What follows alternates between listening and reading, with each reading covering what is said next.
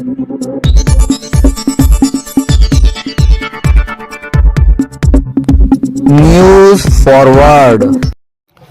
Forward channel में मैं शेख साबिर आपका स्वागत करता हूं। लोकसभा चुनाव 2024 बड़ी खबर।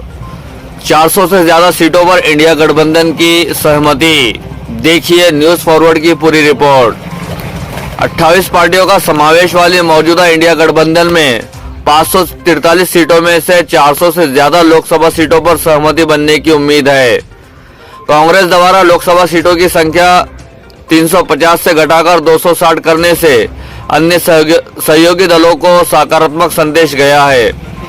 सूत्रों ने कहा है कि कांग्रेस आगे चलकर सहयोगियों को कुछ सीटें देने पर समझौता कर सकती है ताकि बीजेपी से सीधी लड़ाई लड़ सके। हालांकि आगामी लोकसभा चुनाव के बाद कई नेताओं के सामने अपना अस्तित्व बचाने की चुनौती आने वाली है। अगर प्रधानमंत्री नरेंद्र मोदी 300 से अधिक लोकसभा सीटों के जनादेश के साथ तीसरे कार्यकाल के लिए लौटते हैं तो इन नेताओं को भविष्य के बारे में पूरी जानकारी है।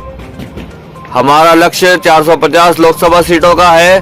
प्रत्येक राज्य में ऐसे स्थान होते हैं जहां कुछ मैत्रीपूर्ण झगड़े हो सकते हैं, लेकिन इंडिया बीजेपी को 400 से ज्यादा सीटों पर टक्कर देगा, ऐसा एक कांग्रेस नेता ने कहा है।